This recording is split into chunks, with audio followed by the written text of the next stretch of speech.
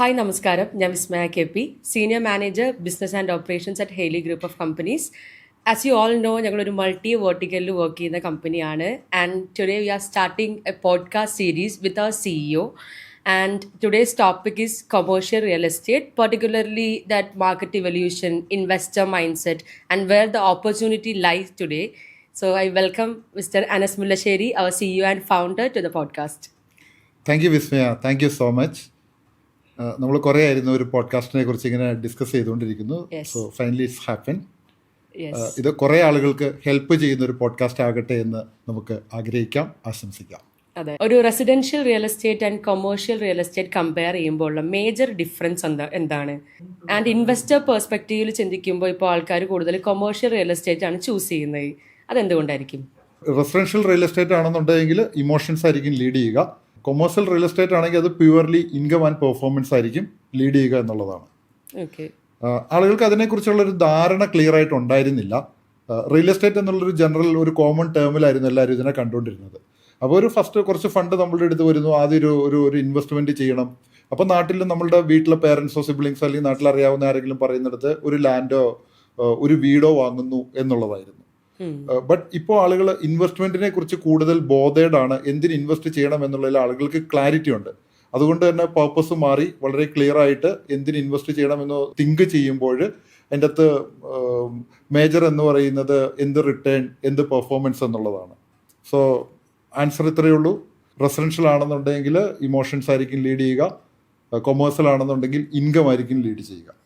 Okay, അപ്പം അതായിരിക്കും major ഒരു ഈ ഇൻവെസ്റ്റേഴ്സ് മൈൻഡ് സെറ്റിൽ ഉണ്ടായിട്ടുള്ള ഒരു മേജർ ഷിഫ്റ്റ്. ചിലപ്പോൾ അതായിരിക്കും തോന്നുന്നു അല്ലേ? ഇപ്പോൾ ഇൻകം കൂടുതൽ കോൺസെൻട്രേറ്റ് ചെയ്യുന്ന ആൾക്കാർ വരാൻ തുടങ്ങി. ഇപ്പോൾ സാറിപ്പോൾ 2017 real estate commercial real estate journey start ചെയ്തതാണ്. അപ്പോൾ ഇറ്റ്സ് ബീൻ ഒരു 8 to 9 years ആയി. നമ്മൾ തിരിഞ്ഞു നോക്കുമ്പോൾ 2017 നിന്നും 2026 വന്നിട്ടുള്ളൊരു മേജർ ഷിഫ്റ്റ് എന്തായിരിക്കും കൊമേഴ്ഷ്യൽ റിയൽ എസ്റ്റേറ്റിൽ ഉണ്ടായിട്ടുള്ളൊരു മേജർ ഷിഫ്റ്റ്? അത് മാത്രമല്ല, ഇപ്പം ഇൻവെസ്റ്റർ മൈൻഡ് സെറ്റിലും ഉണ്ടായിട്ടുള്ളൊരു വലിയ ചേഞ്ച് എന്തായിരിക്കും? എനിക്ക് തോന്നുന്ന വിസ്മയ, അതിൽ റിയൽ എസ്റ്റേറ്റിൽ മാത്രമല്ല ഇൻവെസ്റ്റ്മെൻറ്റിനെ കുറിച്ച് ആളുകൾക്ക് കുറച്ചും കൂടെ ബോധേഡായി, അതിൻ്റെ അകത്ത് കൂടുതൽ ലിറ്ററസി ഉണ്ടായി എന്നുള്ളതാണ് തോന്നുന്നത്. പല കാരണങ്ങൾ കൊണ്ടാണ്. Social media influence.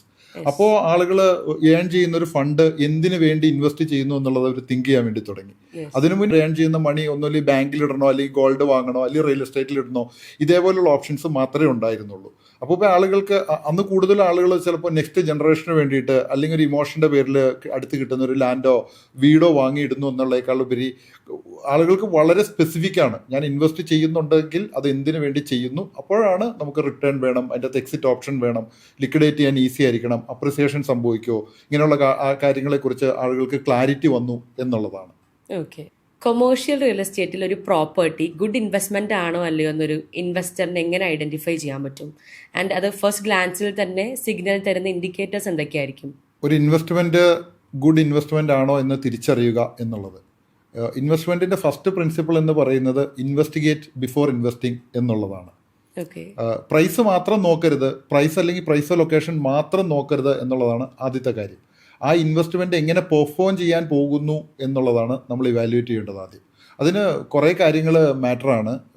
Not only price and location നമ്മൾ പറഞ്ഞതുപോലെ അതല്ല എന്നുള്ളതല്ല, അതും ഇമ്പോർട്ടൻറ്റ് ഫാക്ടറാണ്. ഈ രണ്ട് കാര്യങ്ങളും developer capability, market demand, market gap, മാർക്കറ്റിലെ എന്ത് പ്രോബ്ലത്തിനാണ് ആ പ്രോജക്റ്റ് സൊല്യൂഷൻ ഉണ്ടാക്കുന്നത്, ഇങ്ങനെയുള്ള കാര്യങ്ങളിലെല്ലാം. സോ നന്നായി പഠിക്കുക, നന്നായി പഠിച്ച് ചിന്തിച്ച് ഇൻവെസ്റ്റ് ചെയ്യുക എന്നുള്ളതാണ്.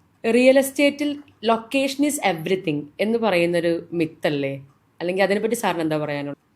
നമ്മൾ റിയൽ എസ്റ്റേറ്റിൽ എപ്പോഴും ലീഡ് ചെയ്യുന്നൊരു വേർഡാണ് ലൊക്കേഷൻ, ലൊക്കേഷൻ, ലൊക്കേഷൻ, ഇല്ലേ? അതെ. ബട്ട് എൻ്റെ എക്സ്പീരിയൻസിലും നമ്മളുടെ എക്സ്പീരിയൻസിലും നമ്മൾ എക്സ്പീരിയൻസ് ചെയ്തിട്ടുള്ളതാണ്, മനസ്സിലാക്കിയിട്ടുള്ളതാണ്, റൈറ്റ് ലൊക്കേഷനിൽ റൈറ്റ് പ്രോജക്റ്റ് ചെയ്യുക എന്നുള്ളതാണ്. എത്ര നല്ല ലൊക്കേഷൻ ആണെങ്കിലും ആ ലൊക്കേഷന് വേണ്ട പ്രോജക്ട്സ് അല്ല ചെയ്യുന്നത് എങ്കിൽ അതുകൊണ്ട് കാര്യമില്ല, അല്ലേ? ഫോർ എക്സാമ്പിൾ, ഇപ്പോൾ ഒരു ഫിഷ് മാർക്കറ്റിനകത്ത് കൊണ്ടുപോയി നമ്മളൊരു ഓഫീസ് ഇട്ടാൽ എങ്ങനെ ഉണ്ടാകും? ബട്ട് അവിടെ ഫിഷ് റിലേറ്റഡ്, ആ മാർക്കറ്റ് റിലേറ്റഡ് ആയിട്ടുള്ള എന്തെങ്കിലും ആണെന്നുണ്ടെങ്കിൽ അവിടെ നമുക്കൊരു സക്സസ് ഉണ്ടാക്കാൻ പറ്റും എന്നുള്ളതാണ്. So location is one of the factor only. അത് ഓരോ ലൊക്കേഷനിലും എന്ത് ചെയ്യുന്നു, എങ്ങനെ മാർക്കറ്റ് ചെയ്യുന്നു, എങ്ങനെ നമ്മൾ ഒക്യുപ്പൻസി മെയിൻറ്റെയിൻ ചെയ്യുന്നു, റവന്യൂ കൊണ്ടുവരുന്നു. ഇനി റവന്യൂ മാത്രം കൊണ്ടുവന്നിട്ടും കാര്യമില്ല, അതിൻ്റെ അകത്തുനിന്ന് പ്രോഫിറ്റ് ഉണ്ടാക്കണം. അത് അത് അത് വേറൊരു ടാസ്ക്കാണ്. സോ കുറേ കാര്യങ്ങൾ കൂടുമ്പോഴാണ് ഒരു റിയൽ എസ്റ്റേറ്റ് സക്സസ് ഉണ്ടാകുന്നത് എന്നുള്ളതാണ് from my experience, from our experience എനിക്ക് പറയാനുള്ളത്. യെസ്. ഒരു ഇൻവെസ്റ്റർ പെർസ്പെക്റ്റീവിൽ ചിന്തിക്കുമ്പോൾ റിയൽ എസ്റ്റേറ്റിൽ, പെർട്ടിക്കുലർലി കൊമേഴ്ഷ്യൽ റിയൽ എസ്റ്റേറ്റിൽ റെൻ്റൽ ഇൻകം അല്ലെങ്കിൽ പാസീവ് ഇൻകം അല്ലേ കൂടുതൽ ഇമ്പോർട്ടൻ്റ് ആയിട്ട് വരുന്ന factor? Passive income one of the factor മാത്രമാണ് എന്നുള്ളതാണ്. അത് നമുക്ക് ക്ലാരിറ്റി വേണം, നമ്മൾ എന്തിനാണ് ഇൻവെസ്റ്റ് ചെയ്യുന്നത് എന്നുള്ളത്. ഇപ്പോൾ ചിലർ ഇൻവെസ്റ്റ് ചെയ്യുന്നത് അവരുടെ നെക്സ്റ്റ് ജനറേഷന് വേണ്ടിയിട്ടായിരിക്കാം, അല്ലെങ്കിൽ റിട്ടയർമെൻറ്റിന് വേണ്ടിയിട്ടായിരിക്കാം, അല്ലെങ്കിൽ അവർക്ക് കുറച്ച് കഴിയുമ്പോൾ അത് സെല്ല് ചെയ്ത് ലിക്വിഡേറ്റ് ചെയ്യാൻ വേണ്ടിയിട്ടായിരിക്കാം. So passive income, capital appreciation, exit options, പല ഘടകങ്ങളുണ്ട് അതിൻ്റെ അകത്ത്. നമ്മുടെ പ്രയോറിറ്റി ഏതാണ്, ഇതിൽ വൺ ഓഫ് ദ ഫാക്ടർ മാത്രമാണോ, ഇതെല്ലാം കൂടിയതാണോ, ഇതെല്ലാം കൺസിഡർ ചെയ്തിട്ടായിരിക്കണം നമ്മളൊരു ഇൻവെസ്റ്റ് ചെയ്യുമ്പോൾ ഒരു അസറ്റ് ചൂസ് ചെയ്യേണ്ടത് എന്നുള്ളതാണ്. ഓക്കെ. ഇപ്പോൾ സാർ ഇപ്പോൾ അപ്രിസിയേഷൻ്റെ കാര്യം പറഞ്ഞു, അല്ലെങ്കിൽ വാല്യൂ ക്രിയേഷൻ. ഈ ഒരു കൊമേഴ്ഷ്യൽ പ്രോപ്പർട്ടിയിൽ അല്ലെങ്കിൽ ഒരു പ്രോപ്പർട്ടിയിൽ വാല്യൂ ക്രിയേഷൻ ഉണ്ടാകേണ്ട അല്ലെങ്കിൽ ഉണ്ടാക്കേണ്ട ഫാക്ടേഴ്സ് എന്തൊക്കെയായിരിക്കും? വാല്യൂ ക്രിയേറ്റ് ചെയ്യേണ്ടത് കുറേ ഫാക്ടേഴ്സ് ഒരുമിച്ച് കൂടിയിട്ടാണ് വാല്യൂ ക്രിയേഷൻ സംഭവിക്കുന്നത്. Market demand, positioning, marketing, location, ഫ്യൂച്ചറിലേക്ക് വരാൻ വേണ്ടി പോകുന്ന infrastructure growth, operator credibility, branding, developer capacity, കുറേ ഫാക്ടേഴ്സ് കൂടിയിട്ടാണ് ശരിക്കും വാല്യൂ ക്രിയേറ്റ് ചെയ്യുന്നത്. നോർമലി ഒരു ധാരണയുണ്ടല്ലോ, കൊമേഴ്ഷ്യൽ പ്രോപ്പർട്ടിയിൽ ഇൻവെസ്റ്റ് ചെയ്യണമെങ്കിൽ വലിയ ക്യാപിറ്റൽ വേണമെന്ന്. ഒരു ലിമിറ്റഡ് എമൗണ്ട് എന്ന് വെച്ചാൽ 20, 25, 30 lakhs വെച്ച് ഒരു കൊമേഴ്ഷ്യൽ പ്രോപ്പർട്ടി ഇൻവെസ്റ്റ്മെൻറ്റ് പോസിബിൾ ആണോ? കൊമേഴ്ഷ്യൽ റിയൽ എസ്റ്റേറ്റിലെ ഒരു പ്രധാന പ്രോബ്ലം അതാണ്. സ്മോൾ എൻട്രി കുറച്ച് ബുദ്ധിമുട്ടാണ് എന്നുള്ളതാണ്. ബട്ട് ചോദിച്ച ക്വസ്റ്റ്യന് ഡെഫിനറ്റ്ലി യെസ്, ഇപ്പോൾ പോസിബിൾ ആണ്. അപ്പോൾ നമ്മളൊക്കെ ചെയ്യുന്നത് പോലെ നമുക്കറിയാം, ഫ്രാക്ഷണൽ ഓണർഷിപ്പ്, കോ ഓണർഷിപ്പ് മോഡലിലൊക്കെ പല ഇൻവെസ്റ്റ്മെൻറ്റ് ഓപ്പർച്യൂണിറ്റീസും മാർക്കറ്റിൽ അവൈലബിൾ ആണ്. ബട്ട് പലർക്കും അതിനെക്കുറിച്ച് അറിയില്ല എന്നുള്ളതാണ് ഫാക്ട്സ്. അറിയില്ല എന്നുള്ളത് മാത്രമല്ല, പിന്നെ ഒരു ഫിയറും ഉണ്ട് ഇതേപോലുള്ള ഇൻവെസ്റ്റ്മെൻറ്റിലോട്ട് പോകുമ്പോൾ. എമൗണ്ട് അല്ല, അസറ്റ് സെലക്ഷനാണ് ഇമ്പോർട്ടൻ്റ് എന്നുള്ളതാണ്. സർ, അങ്ങനെയാണെങ്കിൽ ഒരു ഫസ്റ്റ് ടൈം ഇൻവെസ്റ്ററിന് കൊടുക്കാൻ പറ്റിയ ഒരു അഡ്വൈസ് എന്തായിരിക്കും? ഫസ്റ്റ് എന്തിനാണ് ഇൻവെസ്റ്റ് ചെയ്യുന്നതെന്നുള്ള ക്ലാരിറ്റി ഉണ്ടാവുക, അസറ്റ് ടൈപ്പ് നന്നായി മനസ്സിലാക്കുക, ഇൻവെസ്റ്റ് ചെയ്യുന്നതിന് മുന്നേ നന്നായി പഠിക്കുക, മാർക്കറ്റിൻ്റെ പൊട്ടൻഷ്യൽ, എന്ത് പ്രോഡക്റ്റാണ് ചെയ്യുന്നത്, ആ പ്രോഡക്റ്റ് മാർക്കറ്റിന് ആവശ്യമുള്ള പ്രോഡക്റ്റാണോ, ആര് ചെയ്യുന്നു, ഡെവലപ്പർ കേപ്പബിലിറ്റി എന്താണ്, ഓപ്പറേറ്റർ ആരാണ്, ഓപ്പറേറ്റർ കേപ്പബിലിറ്റി എന്താണ്, ഇതെല്ലാം നന്നായി നോക്കി ഇൻവെസ്റ്റ് ചെയ്യൂ എന്നുള്ളതാണ്. അപ്പോൾ ഈ ഫസ്റ്റ് ടൈം ഇൻവെസ്റ്റേഴ്സ് നോർമലി ചെയ്യുന്ന മിസ്റ്റേക്സ് എന്തൊക്കെയായിരിക്കും, അല്ലെങ്കിൽ അതെങ്ങനെ റെക്ടിഫൈ ചെയ്യാം? പ്രൈസ് മാത്രം നോക്കി ഇൻവെസ്റ്റ് ചെയ്യരുത്, പെർഫോമൻസ് ആണ് പ്രധാനമായും നോക്കേണ്ടത് എന്നുള്ളതാണ്. ജനറലി ഫസ്റ്റ് ടൈം ഇൻവെസ്റ്റ് ചെയ്യുന്നവർക്ക് ഒന്നൊരു ഫിയർ ഉണ്ടാകും. സോ അവർ കൂടുതലും കൺസിഡർ ചെയ്യുക പ്രൈസും ലൊക്കേഷൻ മാത്രമായിരിക്കും. ബട്ട് പ്രൈസും ലൊക്കേഷനും ഒരു ഫാക്ടേഴ്സ് മാത്രമാണത്. അതിനപ്പുറം കൺസിഡർ ചെയ്യേണ്ടതാണ് ഓപ്പറേറ്റർ ക്രെഡിബിലിറ്റി, മാർക്കറ്റിൻ്റെ future potential, market gap identify ചെയ്ത് അതിന് പറ്റുന്ന പ്രോജക്ട്സ് ആണോ ചെയ്യുന്നത്, ഇതെല്ലാം വളരെ ഇമ്പോർട്ടൻ്റ് ആണ് എന്നുള്ളതാണ്. സോ പ്രൈസ് മാത്രം കൺസിഡർ ചെയ്യരുത്, പെർഫോമൻസ് ആയിരിക്കണം കൺസിഡർ ചെയ്യേണ്ടത്. സാർ പറഞ്ഞല്ലോ, ഒരു കൊമേഴ്ഷ്യൽ പ്രോപ്പർട്ടിയിൽ ഇൻവെസ്റ്റ് ചെയ്യുന്നത് ഒരു വൈസ് ഡിസിഷൻ ആണെന്ന്. എന്ന് വെച്ചാൽ പ്രോഫിറ്റബിൾ ആണെന്നാണല്ലോ നമ്മൾ മീൻ ചെയ്യുന്നത്. പക്ഷേ എല്ലാ ഇൻവെസ്റ്റ്മെൻറ്റിലും പോലെ തന്നെ ഇതിലും റിസ്ക് ഫാക്ടേഴ്സ് ഉണ്ടല്ലോ. എന്തായിരിക്കും മേജർ റിസ്ക് ഫാക്ടേഴ്സ്? ഒരു ഇൻവെസ്റ്റ്മെൻറ്റിന് മുന്നേ നന്നായി പഠിക്കുക എന്നുള്ളതാണ്. അത് റിയൽ എസ്റ്റേറ്റിലല്ല, ഏതൊരു ഇൻവെസ്റ്റ്മെൻറ്റിലും ആപ്ലിക്കബിൾ ആണ് എന്നുള്ളതാണ്. അതെ, ഞാൻ ആദ്യം പറഞ്ഞതുപോലെ investigate before investing. Yes, investigate before investing. നന്നായി പഠിക്കുക. എന്ത് ഇൻവെസ്റ്റ്മെൻ്റ് ആണ് ചെയ്യുന്നത്, വാട്ട് ടൈപ്പ് ഓഫ് അസറ്റ്, അത് എവിടെ ചെയ്യുന്നു, ലൊക്കേഷൻ, ഡെവലപ്പർ ആരാണ്, എങ്ങനെ ഓപ്പറേറ്റ് ചെയ്യുന്നു, മാർക്കറ്റിൽ അതിനുള്ള ഗ്യാപ്പും പൊട്ടൻഷ്യലും ഡിമാൻഡും ഉണ്ടോ. ഇപ്പോൾ ഒന്നും കൂടെ ഇതിന് ഡീറ്റെയിൽ ആയി പറഞ്ഞു കഴിഞ്ഞാൽ, ചിലപ്പോൾ റൈറ്റ് പ്രോജക്റ്റ് ആയിരിക്കാം, പക്ഷേ ആ ലൊക്കേഷൻ അതിന് പറ്റത്തുണ്ടാകില്ല. അല്ലെങ്കിൽ നല്ല ലൊക്കേഷൻ ആയിരിക്കാം, ആ ലൊക്കേഷന് പറ്റുന്ന പ്രോജക്റ്റ് ആയിരിക്കത്തില്ല. ഇത് രണ്ടും ഓക്കെ ആണെന്നിരിക്കട്ടെ, ഡെവലപ്പർ ചിലപ്പോൾ ഫെയിലിയർ ആയിരിക്കാം, ചിലപ്പോൾ ഡെവലപ്പർ കംപ്ലീഷൻ ഡിലേ വരുത്താം, പ്രോപ്പറായിട്ട് ഡെവലപ്പ് ചെയ്തിട്ടുണ്ടാകില്ല, അങ്ങനെ കുറേ ഫാക്ട്സ് ഉണ്ട്. ഇതെല്ലാം ഓക്കെ ആയിരിക്കട്ടെ, ദെൻ ഇത് മാർക്കറ്റ് ചെയ്ത് ഓപ്പറേറ്റ് ചെയ്യാൻ കപ്പാസിറ്റി ഉള്ള ഓപ്പറേറ്റർ ആയിരിക്കണം. ഈ ഫാക്ട്സുകളെല്ലാം ഒന്നിച്ചു അതിനൊപ്പം തന്നെ ഓപ്പറേറ്ററും കൂടെ ഓക്കെ ആയിരിക്കണം. അവർക്ക് പ്രോപ്പറായിട്ട് മാർക്കറ്റ് ചെയ്യാൻ പറ്റണം, വരുന്നത് കൺവേർട്ട് ചെയ്യാൻ പറ്റണം, അതിൻ്റെ അകത്ത് നിന്ന് റവന്യൂ ഉണ്ടാക്കാൻ പറ്റണം, റവന്യൂവിൽ നിന്ന് പ്രോഫിറ്റിലേക്ക് എത്താൻ പറ്റണം. അപ്പോൾ ഈ കാര്യങ്ങളൊക്കെ ഡീറ്റെയിൽ ആയിട്ട് ചെക്ക് ചെയ്യുക എന്നുള്ളതാണ് ഇൻവെസ്റ്റ്മെൻറ്റിന് മുന്നേ. ഓക്കെ, ഓപ്പറേറ്റർ ക്രെഡിബിലിറ്റിയുടെ കാര്യം പറഞ്ഞല്ലോ. നമുക്ക് എങ്ങനെയാണ് ഒരു ഓപ്പറേറ്റർ ക്രെഡിബിൾ ആണോ, അല്ലെങ്കിൽ അവർ കൊണ്ടുവരുന്ന പ്രൊജക്റ്റ് അത് വയബിൾ ആയിരിക്കും, അത് പ്രോഫിറ്റബിൾ ആയിരിക്കും എന്നെങ്ങനെ ഐഡന്റിഫൈ ചെയ്യാൻ പറ്റുക? അത് വളരെ സിമ്പിളാണ്. അവരുടെ പ്രീവിയസ് പ്രോജക്റ്റുകൾ പഠിക്കുക, ആ പ്രോജക്റ്റുകൾ എങ്ങനെ പെർഫോം ചെയ്യുന്നു എന്നുള്ളത് പഠിക്കുക, എങ്ങനെ ആ പ്രോപ്പർട്ടീസ് അവർ മെയിൻറ്റെയിൻ ചെയ്യുന്നു, ആ പ്രോപ്പർട്ടിക്ക് മാർക്കറ്റിലുള്ള ഡിമാൻഡ് എന്താണ്, ഏത് ബ്രാൻഡിൽ അവർ ഓപ്പറേറ്റ് ചെയ്യപ്പെടുന്നു, ആ ബ്രാൻഡ് വാല്യൂ എന്താണ് മാർക്കറ്റിൽ. അത് ഇതുകൊണ്ടൊക്കെ വളരെ സിമ്പിളായി നമുക്ക് ചെക്ക് ചെയ്യാവുന്നതേ ഉള്ളൂ. പിന്നെ അവരുടെ പ്രീവിയസ് ഇൻവെസ്റ്റേഴ്സിൻ്റെ റെഫറൻസ് എടുക്കാം.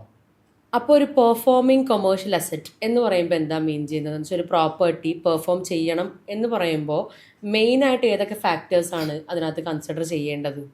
പൊതുവെ പലരും ഇൻവെസ്റ്റ് ചെയ്യുന്നത് ഒരു ബിൽഡിങ്ങിലായിരിക്കും. പക്ഷെ ഒരു ബിൽഡിംഗ് ഒരിക്കലും ഒരു അസറ്റ് ആകില്ല എന്നുള്ളതാണ് ഫാക്റ്റ്.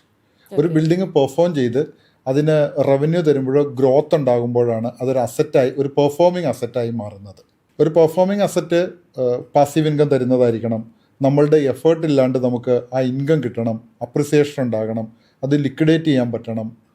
ഇതെല്ലാമാണ് മേജർ ഫാക്ട്സ് ഒരു പെർഫോമിംഗ് അസറ്റിൻ്റെ. ലിക്വിഡിറ്റിയുടെ കാര്യം പറഞ്ഞല്ലോ സാറ്. ഇപ്പോൾ liquidity actually commercial real estate അല്ലെങ്കിൽ റിയൽ എസ്റ്റേറ്റിൽ ഒരു കൺസേൺ ആയിട്ടുള്ള ഒരു കാര്യം തന്നെയാണ്. ഈ എക്സിറ്റ് ഓപ്ഷൻ നമ്മൾ ചൂസ് ചെയ്യുമ്പോൾ മെയിനായിട്ട് എടുക്കേണ്ട സ്ട്രാറ്റജീസ് എന്തൊക്കെയായിരിക്കും? That's true. റിയൽ എസ്റ്റേറ്റിൽ പലരും ഇൻവെസ്റ്റ് ചെയ്യാൻ മടിക്കുന്നതും പലപ്പോഴും റിയൽ എസ്റ്റേറ്റിൻ്റെ ഒരു പ്രോബ്ലമായിട്ട് പറയുന്നതും ലിക്വിഡേറ്റ് ചെയ്യാൻ ബുദ്ധിമുട്ടായിരിക്കും എന്നുള്ളതാണ്. ഫസ്റ്റ് നമുക്ക് ക്ലാരിറ്റി വേണം. നമ്മളുടെ എക്സിറ്റ് പ്ലാൻ എന്താണ്, എപ്പോഴാണ് നമ്മൾ എക്സിറ്റ് ആകാൻ പോകുന്നത് എന്നുള്ളത്. ഇപ്പോൾ ചിലർ റിയൽ എസ്റ്റേറ്റിൽ പ്രൊജക്റ്റ് ലോഞ്ച് സ്റ്റേജിലൊക്കെ ഇൻവെസ്റ്റ് ചെയ്തിട്ട് പ്രൊജക്റ്റ് തീരുന്നതിന് മുന്നേയൊക്കെ എക്സിറ്റ് ചെയ്യുന്നവരുണ്ട്. ചിലരുടെ പ്ലാൻ എന്ന് പറയുന്നത് ലോങ് ടൈം ആയിരിക്കും. അപ്പോൾ അതിലൊരു ക്ലാരിറ്റി വരിക. പിന്നെ അതിൻ്റെ അകത്ത് കോമൺ ആയിട്ടുള്ള കാര്യങ്ങൾ എന്താണെന്ന് വെച്ച് കഴിഞ്ഞാൽ കുറേ കീ പോയിന്റ്സ് പറഞ്ഞാൽ, ഇപ്പോൾ വലിയ ബിഗ് ടിക്കറ്റ് ഇൻവെസ്റ്റ്മെൻറ്റിനേക്കാളും വളരെ ഈസി ആയിരിക്കും സ്മോൾ ടിക്കറ്റ് ഇൻവെസ്റ്റ്മെൻറ്റ് ലിക്വിഡേറ്റ് ചെയ്യാൻ എന്നുള്ളത്. പിന്നെ അതിൽ നിന്നും കിട്ടുന്ന ROI എത്രയാണ് എന്നുള്ളത്, അതായത് കൂടുതൽ ഇൻകം ഉള്ള പ്രോപ്പർട്ടീസ് ആണല്ലോ ആളുകൾക്ക് എപ്പോഴും വാങ്ങാൻ താല്പര്യം എന്നുള്ളത്. പിന്നെ ബാങ്ക് അപ്രൂവ്ഡ് ആണോ, ലീഗലി വൈബിൾ ആണോ, ഫ്യൂച്ചറിലേക്ക് വരാകുന്ന അപ്രിസിയേഷൻസ് എന്താണ്, ഇതെല്ലാമാണ് ഇതിൻ്റെ കീ ഫാക്ട്സ് എന്ന് പറയുന്നത്. Importance of branding commercial real എസ്റ്റേറ്റിൽ എന്തായിരിക്കും? ഇപ്പോൾ എല്ലാ കമ്പനികളും ബ്രാൻഡിങ് ഫോക്കസ് ചെയ്യുന്ന ആൾക്കാരാണ്. അവരെ എങ്ങനെ പൊസിഷൻ ചെയ്യുന്നു മാർക്കറ്റിൽ, ഇതൊക്കെ ഫോക്കസ് ചെയ്യുന്ന ആൾക്കാരാണ്. അപ്പോൾ ഒരു ബ്രാൻഡഡ് അസറ്റ് പെർഫോമൻസിൽ എങ്ങനെയായിരിക്കും ഒരു വ്യത്യാസം കൊണ്ടുവരിക? ഡെഫിനറ്റ്ലി ബ്രാൻഡിങ് മറ്റുള്ള ഏതൊരു ഇൻഡസ്ട്രി പോലെയും ഇതിലും ഇമ്പോർട്ടൻ്റ് തന്നെയാണ്. ഇതിൽ ബ്രാൻഡ് രണ്ട് രീതിയിലാണ് നമ്മൾ ഇതിനെ എക്സ്പ്ലെയിൻ ചെയ്യേണ്ടത്. ഒന്ന്, ആസ് എ ഡെവലപ്പർ, ആരാണ് ഡെവലപ്പർ ചെയ്യുന്നത്, അയാളുടെ ബ്രാൻഡ് ക്രെഡിബിലിറ്റി എന്താണ് എന്നുള്ളതാണ്. സോ നല്ലൊരു ബ്രാൻഡ് വഴിയാണ് നിങ്ങൾ ഇൻവെസ്റ്റ് ചെയ്യുന്നത്, നല്ലൊരു ഡെവലപ്പർ വഴിയാണ് ഇൻവെസ്റ്റ് ചെയ്യുന്നത് ഒന്നുണ്ട് എങ്കിൽ your investment will be safe. നിങ്ങൾക്ക് ഓൺ ടൈം ഡെലിവറി കിട്ടുന്നു, കറക്റ്റായിട്ട് കാര്യങ്ങളെല്ലാം നടക്കുന്നു എന്നുള്ളതാണ്. Second, who operate the property എന്നുള്ളതാണ്. ആര് പ്രോപ്പർട്ടി ഓപ്പറേറ്റ് ചെയ്യുന്നു, എത്ര നല്ല ബ്രാൻഡാണ് ഓപ്പറേറ്റ് ചെയ്യുന്നത് എന്നുള്ളത്. അതുകൊണ്ട് ആസ് യൂഷ്വൽ മറ്റുള്ള എല്ലാ ബ്രാൻഡ്സും മറ്റുള്ള ഏത് ഇൻഡസ്ട്രിയിലും ചെയ്യുന്നത് പോലെ തന്നെ നമുക്ക് കുറച്ച് പ്രീമിയം ആയിട്ട് സെല്ല് ചെയ്യാം, ടെനൻസിനെ കൂടുതലായിട്ട് അട്രാക്റ്റ് ചെയ്യാം, ബ്രാൻഡ് വാല്യൂ യൂസ് ചെയ്യാം. അതുവഴി ഇൻവെസ്റ്റേഴ്സിന് കൂടുതൽ റവന്യൂ കിട്ടുന്നു, കൂടുതൽ അപ്രിസിയേഷൻ കിട്ടുന്നു, കൺസിസ്റ്റൻ്റ് ഇൻകം കിട്ടുന്നു, അതിൻ്റെ ഒരു ഫ്രാക്ഷൻ ഓൺ ചെയ്യുമ്പോഴുള്ള credibility. So brand is very important in real estate എന്നുള്ളതാണ്. ഓക്കെ, എല്ലാവർക്കും അറിയാവുന്നൊരു ക്വസ്റ്റ്യൻ ആയിരിക്കും. കേരളത്തിൽ ഏറ്റവും കൂടുതൽ കൊമേഴ്ഷ്യൽ അല്ലെങ്കിൽ റിയൽ എസ്റ്റേറ്റ് ബൂമിംഗ് നടക്കുന്നത് എവിടെയായിരിക്കും? കൊച്ചി. നോ ഡൗട്ട് അതിൽ കൊച്ചി തന്നെയാണ് കേരളത്തിൽ ഏറ്റവും കൂടുതൽ റിയൽ എസ്റ്റേറ്റ് ഡെവലപ്മെൻറ്റ് നടന്നുകൊണ്ടിരിക്കുന്നത്. കൊച്ചിയിലെ ചില പർട്ടിക്കുലർ ഏരിയ വീണ്ടും എടുത്തു പറയേണ്ടതായിട്ടുണ്ടാകും, കാക്കനാട് പോലെയുള്ള ചില ലൊക്കേഷൻസ് എന്നുള്ളത്. ബിക്കോസ് കൊച്ചിയിലിപ്പോൾ എത്രയോ പ്രോജക്ട്സും ഇൻഫ്രാസ്ട്രക്ചർ എത്ര ഫാസ്റ്റായിട്ടാണ് ഗ്രോ ചെയ്യുന്നത് എന്നുള്ളതാണ്. പിന്നെ ഗ്ലോബലി അല്ലെങ്കിൽ ഒരു ഇന്ത്യ പോലുള്ളൊരു കൺട്രിയിൽ നോക്കുകയാണെങ്കിൽ പോലും Tier 2 സിറ്റീസ് ഫാസ്റ്റായിട്ട് ഗ്രോ ചെയ്തുകൊണ്ടിരിക്കുകയാണ്. ചില സിറ്റീസ് സാച്ചുറേറ്റഡ് ആയി. അപ്പോൾ ഈ Tier 2 സിറ്റീസിൻ്റെയൊക്കെ ഗ്രോത്ത് ഇപ്പോൾ വളരെ ഫാസ്റ്റായിട്ടാണ് നടന്നുകൊണ്ടിരിക്കുന്നത് കൊച്ചി പോലെയുള്ള ഇതിൽ. കൊച്ചിയിൽ IT പാർക്കുകളുടെ എക്സ്പാൻഷൻ നടന്നുകൊണ്ടിരിക്കുന്നു. Info park face 3, water metro പല ഭാഗങ്ങളിലേക്കും എക്സ്പാൻഷൻ നടന്നുകൊണ്ടിരിക്കുന്നു. മെട്രോ ഫേസ് 2 വരുന്നു. ഫേസ് 3യുടെ ഡിസ്കഷൻസിൽ നിൽക്കുന്നു. പല അദാനി ലുലുവിൻ്റെ ഒക്കെ പല പാർക്കുകളും പല കാര്യങ്ങളൊക്കെ ഫുഡ് പാർക്കുകളും പല കാര്യങ്ങളൊക്കെ വന്നുകൊണ്ടിരിക്കുന്നു. പല റോഡുകളും സീപോർട്ട് എയർപോർട്ട് റോഡ്, പുതിയ പല ഹൈവേസ്, പുതിയ പല റോഡ്സ് ഇതൊക്കെ വന്നുകൊണ്ടിരിക്കുന്നു. ഡെഫിനറ്റ്ലി കൊച്ചി നോൺ നെഗോഷ്യബിൾ ആയിട്ടുള്ള ഒരു ഇൻവെസ്റ്റ്മെൻറ്റ് ഓപ്പർച്യൂണിറ്റിയാണ് എന്നുള്ളതാണ്. അപ്പോൾ ക്യൂരിയോസിറ്റി ചോദിക്കുകയാണ്, ഇപ്പോൾ you have been in real estate for the past 8 to 9 years. അപ്പോൾ ഇനീഷ്യൽ സ്റ്റേജിലുള്ള സാറിൻ്റെ അടുത്ത് ഇപ്പോൾ ഉള്ള ഈ 2026 ഇരിക്കുന്ന സാറിന് പോയി എന്തെങ്കിലും അഡ്വൈസ് കൊടുക്കാൻ പറ്റുകയാണെങ്കിൽ അതെന്തായിരിക്കും? അങ്ങനെ ഒരു അഡ്വൈസ് ആയിട്ട് ചോദിച്ചു കഴിഞ്ഞാൽ ഒന്നും കൊടുക്കാണ്ടെന്ന് തോന്നുന്നില്ല. എവറി സ്റ്റേജ് നമ്മൾ ലേൺ ചെയ്തുകൊണ്ടിരിക്കുകയാണല്ലോ. സോ മിസ്റ്റേക്കുകൾ എല്ലാ സ്റ്റേജിലും വരും, നോ ഡൗട്ട്. ഇപ്പോൾ ഓരോ പ്രോജക്ട്സ് തീരുമ്പോഴും നമുക്ക് തോന്നാറുണ്ട് ഇത് കുറച്ചും കൂടെ ബെറ്റർ. എസ്പെഷ്യലി ഞാനൊരു പ്രൊഫഷണലിസ്റ്റാണ്. അപ്പോൾ ഓരോ പ്രോജക്ട്സ് തീരുമ്പോഴും നമുക്കിത് അങ്ങനെ ആയിരുന്നെങ്കിൽ എന്ന് ഓരോ സ്റ്റേജിലും തോന്നാറുണ്ട്. നന്നായിട്ട് പഠിച്ച് ചെയ്യുക, മാക്സിമം ലീഗലി കോംപ്രമൈസ് ചെയ്യാതിരിക്കുക, മാർക്കറ്റ് റിക്വയർമെൻറ്റ് ക്ലിയർ ആയിട്ട് ക്യാപ്ചർ ചെയ്തിട്ട് അതിനുവേണ്ടി സൊല്യൂഷൻസ് ഡെവലപ്പ് ചെയ്ത് കഴിഞ്ഞാൽ സക്സസ് തനിയെ വന്നോളും എന്നുള്ളതാണ്. സിൻസിയറായിട്ട് നിൽക്കുക, സക്സസ് തനിയെ വരും എന്നുള്ളതാണ്. Future of commercial real estate എന്തായിരിക്കും? റിയൽ എസ്റ്റേറ്റിൽ വലിയ മാറ്റങ്ങൾ വന്നുകൊണ്ടിരിക്കുന്ന ഒരു പീരീഡിലാണ് ഇപ്പോൾ നമ്മളുള്ളത്. ഫോർ എക്സാമ്പിൾ, ഇപ്പോൾ serviced office space, coworking space നമ്മളുടെ ഒരു സെക്ടറാണത്. ഒരു 3-4 years ബാക്ക് ഈ കോൺസെപ്റ്റ് ആളുകൾ മനസ്സിലാക്കാൻ നമ്മൾ ഭയങ്കര കഷ്ടപ്പെടുമായിരുന്നു അല്ലേ? ബട്ട് ഇന്ന് എല്ലാവർക്കും അതാണ് പ്രയോറിറ്റി. ഒരു എൻട്രി ലെവൽ ഓൺട്രപ്രണേഴ്സും ഈവൻ കോർപ്പറേറ്റ് കമ്പനികൾ പോലും സർവീസ്ഡ് ഓഫീസ് സ്പേസ്, കോവർക്കിംഗ് സ്പേസിലോട്ട് ഷിഫ്റ്റ് ചെയ്തു തുടങ്ങി. എനിക്ക് തോന്നുന്നു ഫ്യൂച്ചർ റിയൽ എസ്റ്റേറ്റ് എന്ന് പറയുന്നത് ഒരു സ്പേസ് മാത്രമല്ല, അതിലൊരു കോൺസെപ്റ്റ് വേണം, ഒരു എക്സ്പീരിയൻസ് വേണം. സോ ഒരു concept plus experience driven spaces ആയിരിക്കും ഫ്യൂച്ചർ റിയൽ എസ്റ്റേറ്റ് എന്നുള്ളതാണ് ഞാൻ മനസ്സിലാക്കുന്നത്. Thank you so much for your valuable time sir. ഒരു പ്രൊഡക്റ്റീവ് ആയിട്ടുള്ളൊരു സെഷൻ ആയിരുന്നു. കൊമേഴ്ഷ്യൽ റിയൽ എസ്റ്റേറ്റ് ഇൻവെസ്റ്റ്മെൻറ്റ് ആഗ്രഹിക്കുന്ന ആൾക്കാർക്ക് വളരെ യൂസ്ഫുൾ ആയിട്ടുള്ളൊരു ഡിസ്കഷൻ ആയിരുന്നു ഇത് എന്ന് ഞാൻ വിചാരിക്കുന്നു. ഇനിയും ഇതുപോലെ പോഡ്കാസ്റ്റുകൾ വരുന്നതായിരിക്കും. നിങ്ങൾക്ക് യൂസ്ഫുൾ ആയിട്ടുള്ള പോഡ്കാസ്റ്റുകൾ ഞങ്ങൾ കൊണ്ടുവരുന്നതായിരിക്കും. Thank you so much for watching. I appreciate your initiative. Thank you so much. പബ്ലിക്കിന് കുറേ അവയർനെസ് ലാക്കുള്ളൊരു ഏരിയയാണ് real estate and commercial real estate എന്നുള്ളത്. ഇതേപോലെയുള്ള ഡിസ്കഷൻസ് നിങ്ങൾക്കും കൂടുതൽ ഹെൽപ്പ് ചെയ്യുമെന്ന് വിചാരിക്കുന്നു. ഇൻ ബിറ്റ്വീൻ ഇതേപോലെയുള്ള ടൈം കിട്ടുന്ന സമയങ്ങളിൽ ഇതേപോലെയുള്ള കൂടുതൽ കണ്ടൻസ് ഞങ്ങൾ വീണ്ടും ചെയ്യാൻ ശ്രമിക്കാം. Thank you all.